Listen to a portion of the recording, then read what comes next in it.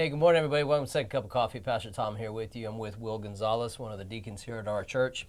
And we are having a conversation based on what we've been talking about this month is when are you going to move? And I'm not going to go over the last 3 weeks, go back and watch them. But really, Will, what this is the question of when do I know that God is actually moving me? And when am I maybe just struggling with the waiting? You spoke at a men's breakfast a few weeks ago now, and you talked about the season of not bearing fruit. Yeah. And when we're in that season, I'll just be honest, a lot of times I just want to eject out of that season. I'll move myself. God, if you're not going to move me, I'll move myself, Right. because I can get by. I'm saying this generically, not about myself. I can get by on my talent. I can get by on something, right? To at least look like I'm bearing fruit or feeling like I'm productive rather than being in the waiting period. And I think people struggle with knowing when is God saying to move, as opposed to maybe when am I just moving myself, and deciphering between what is the spirit and what is the soul. Right. And so the question here is, and you can work in your testimony or just share your heart, whatever you want to do, but I know you've walked through some seasons of life where you were like, I'm going Right. now. Right. Yeah. I'm going now, Yeah. and only to stop, and God be like, no, let's Exactly. do something different. So can you just kind of lead people through a little bit of that? One of the, sharing my testimony at the men's breakfast, and what we was speaking on, that being out of season, and it was talking about, you want to plant yourself, by waters, so, and then you'll bear fruit. But in that verse, it talks also, there's a portion of that verse that talks about that out of season. And that's where I think a lot of us, sometimes we get stuck in, because during that out of season period, sometimes we don't hear the answers that we want to hear. That's good. You're right. But just because I don't hear what I want to hear doesn't mean God's not talking. Right, and so for like even our life, you know our testimony. I know just briefly, you got out of the Army, got a word about me going to work for LA County. We were going to go to church out here, and now God said that to you. You're God gonna work said in that, LA. yeah. And you're in Afghanistan at the time. Afghanistan, deployed. yeah. So for somebody who may be watching this that doesn't know you, you're a sergeant in the Army. Yes. You've been deployed. This is your second deployment. You're on almost 13 years. Almost 13 years. Almost 13 right. years. God says to you in your deployment, you're going to leave the Army. Yeah. You're going to work for LA County, where you and then you're going to go to church here in Southern California. Correct. Yeah. Okay. So that's. And that wasn't just me. What part of that testimony too is I called home. I did a Skype call to Lauren, and I was supposed to sign to go indefinite. Called Lauren, and Lauren ended up. She asked me, "Did you sign your reenlistment papers to your retention papers?"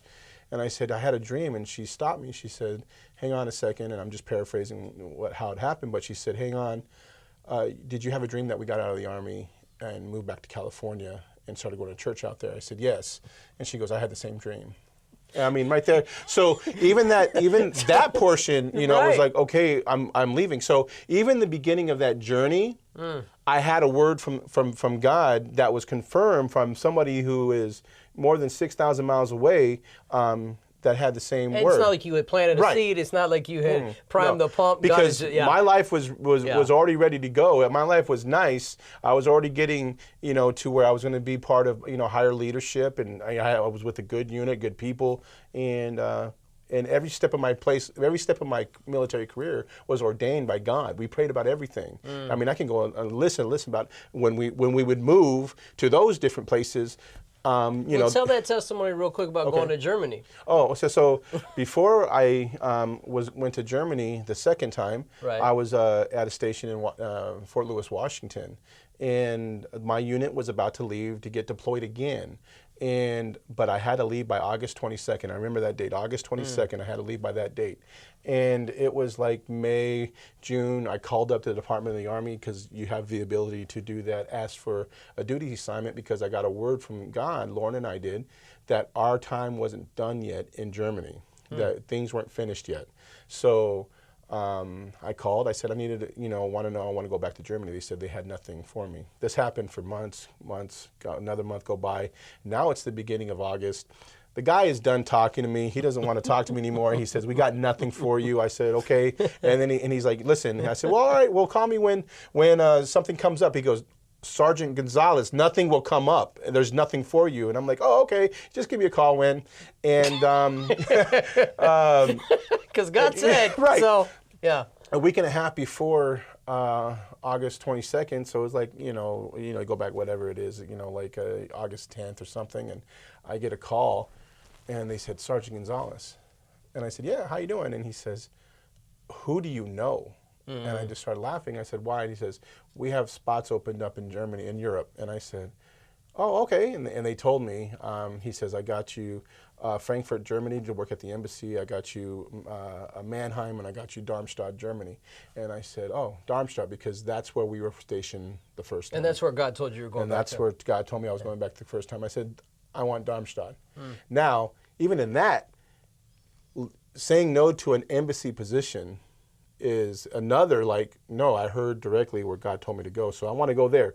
If I would have worked at embassy, my career could have even shot up even higher, because I'm working with NATO assignments and, other working in embassies. And the guy was kind of taken back that you didn't take that. Right. He even said to me, like, do you know what I'm giving you? And I said, no, I want to go back to Darmstadt, and so we went back to Darmstadt, and lo and behold, we went back there, and God just kind of moved. We went back to the church that we were there again, became a worship leader there again, and we became leaders. I was part of the pastoral council at that church. So God had a purpose for us to be there, and we just had to be obedient and go where God asked us to go. So guys, track with us.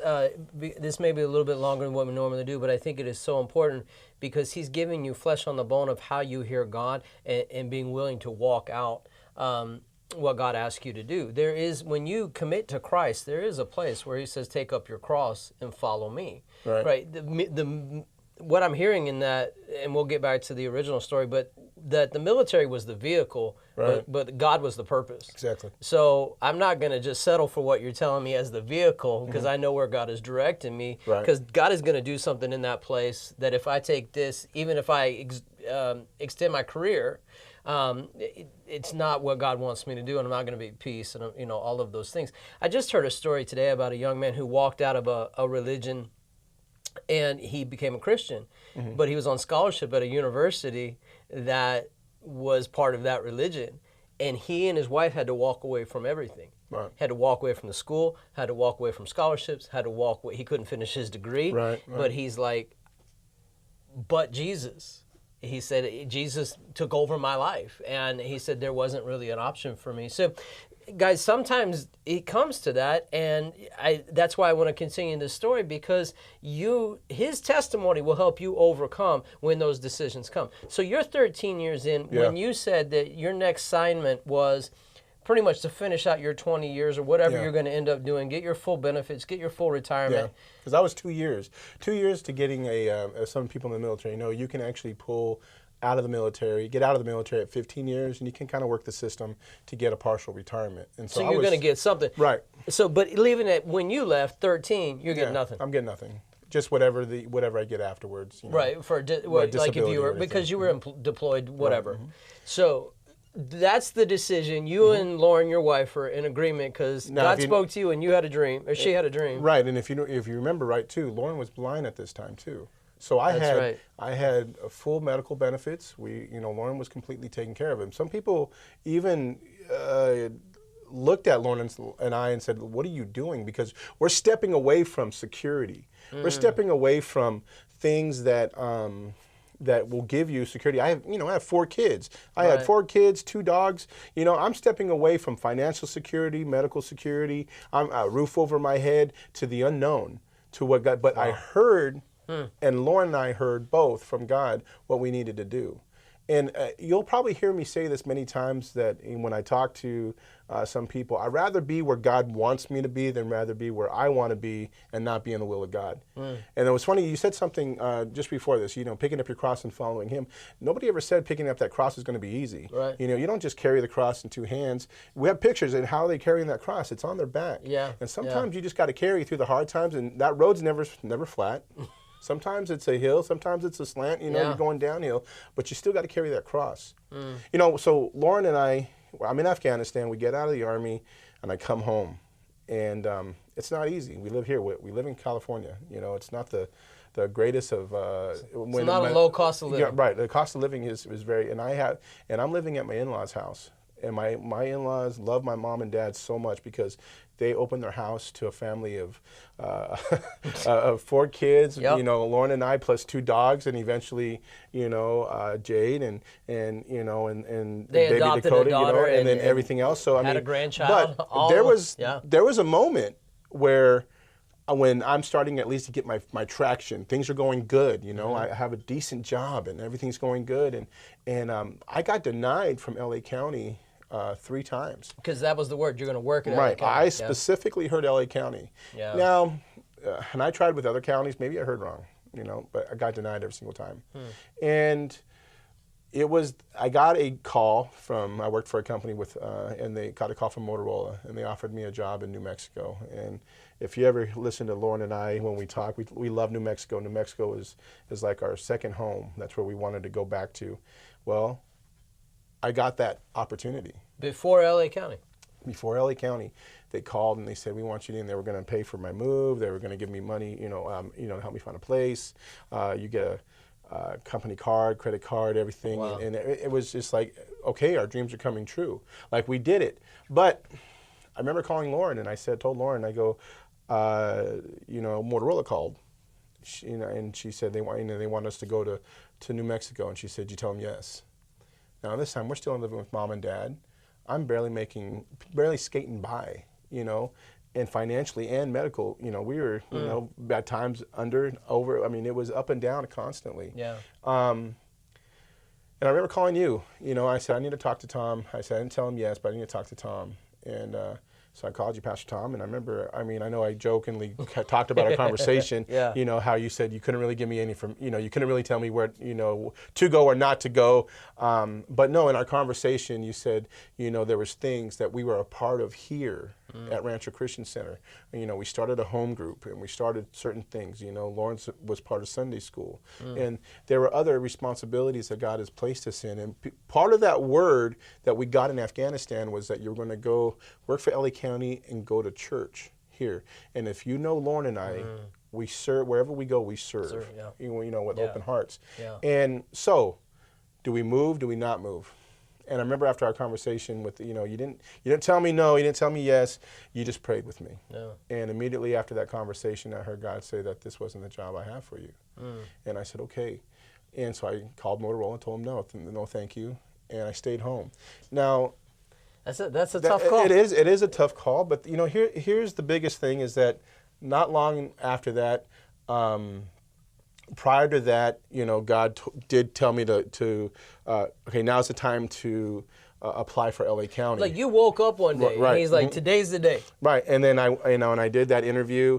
So I did that interview, got nothing, and then Motorola called and said, hey, so I'm like, okay, what do I do? You know, and so I had to sit there, and did I just throw away my dream? Yeah, you right. know, but you know, I knew God had something for us. Wow. You know, and after I said no, about a little over a week later, LA County called, and they said, we want to offer you the job. You know, and I finally, you know, with the fulfillment of the promise that was given to Lauren and I 7.5 years in Afghanistan. And Lauren, when she was in New Mexico, finally came to fruition. That out of season portion, and then something that I talked about at the men's breakfast, that out of season portion is the time that we get that spiritual maturity. It's true. You know, Yeah. there were many times when I wanted to leave. There were many times I wanted just to get up and do my own thing, like you talked about. How do you hear God?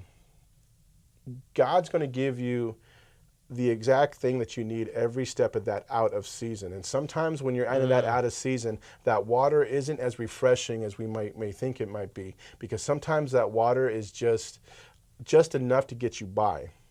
But God said he would supply us for all our needs. Right. All our needs. Right. Not all our wants. Right. You know, I want to have a lot of money. I want to have all these things. You know, no, he's going to supply my every need. Right. And that need at that time was to get us through. And through those 7 years, you've seen, and I know a lot of people in the church have seen, Lauren and I, we were growing maturity-wise. I shared a bit about the fact that I finally got to a place to understand that my provision from God wasn't something I earned. It wasn't something that was that God owed me. It was something that I received. And now I understand that God gives me my provision. God gives me what I need, and I got to be thankful every single day. You see, when we're in that out of season portion, a season of life, and we're hearing the no, like, well, I want to do this, I want to be in this ministry, or I want to go this place, and you keep on hearing no. Those are the times where you're getting the word that you need because there's a reason for it. Sit back and understand. I've asked many times, well, then God, take the things out of my life that need to be out of my life so I can hear you clearly and see you clearly. And it's a process, though, isn't it? And it is a process. And like I said, it's carrying that cross. Nobody said that cross is going to be light, you know, and it's not a deterrent. Well, then I don't want to be in ministry. I don't want to do what God tells you. Trust me, where I was in 2011 to where I am right now in 2023, I am so happy that Lauren and I stayed the ground, we stayed the course. Stayed the course, yeah. And, you know, in season and out of season. I can't tell you all of the reasons why they walk through what they walk through because I don't know. But I will tell you this with some certainty to kind of wrap this up. You may say, well, Pastor, why would God call him out of the military when he was so close? He'd already given 13 years, 2 deployments. He can tell you his stories, and there's many, right? And we honor you for your service, and we could do a whole nother one day we'll do a whole nother thing about that, but not just his service. But anyway, if there's something that you know, you don't know this about him, but I do, and about his wife. When they were in the military, why would God take them there and take them out? I believe this because I think I see it clearly. He was teaching them and training them to be pastors. Because if there's anything that you hear about them in the military is they always took care of their soldiers.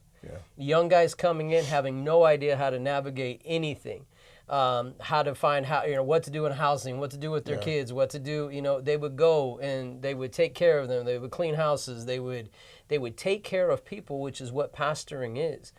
And Will tell you, since I don't remember when it was, but you've had a clear call of being a pastor on your life, and we think a total different way of training us and fashioning us. And I thought of you the other day. Forgive me if you find this offensive, but my wife and I are watching this miniseries called The Band of Brothers, and I've never seen it before. But one of the things in the beginning of every show, they have real guys talking. Right, talking about their... Right, and one of the things that this guy said, it so struck me, and it reminded me of Will. He said this. He said, we had good officers for the most part. He said, but I had wonderful NCOs. Right. And he said they took care of us. When replacements would come and they didn't know what to do. And then the whole episode, they just showed how that looked. Right. How they took care of them, how they helped them. You don't need that. Carry your weapon like this, you know, and all of those things. And it just reminded me of you and reminded me of how God will use things to fashion us. Again, the military is the vehicle, but pastoring is the purpose. Right. And if you don't walk through the 13 years in the military, I think you're far less effective in your purpose than you are currently. So that hopefully that may answer a question for you guys a little bit as to the why. We don't always get the why, but I think that's a portion of the why, because God will use what he wants to use as the school of the Spirit. And sometimes, like he said, that's not a fruit producing time, and it can be dry, and it can be frustrating, it can be all of those things. But you can tell from the testimony that they heard God clearly. Was there opposition? Yeah. Was there whatever? But did they hear God clearly? Yes, 100%. So I appreciate you, man. I appreciate your testimony. I appreciate, I've said this around you. I've said it to your wife many times. I said it to her, but it includes you. You are people that I've met that get to live your purpose every day. Yeah. And so when you think about them, pray for them, because when you live your purpose, you get, Satan doesn't like that. You push the borders, they push back. So anyway, appreciate you. Love you. Thank you for stopping by. Thank you, Pastor. We'll catch up next time. And anyway, if this meant something to you, or you know somebody that's in this season, share it with them, because God has something for them. We love you. God bless you, and we'll talk to you soon.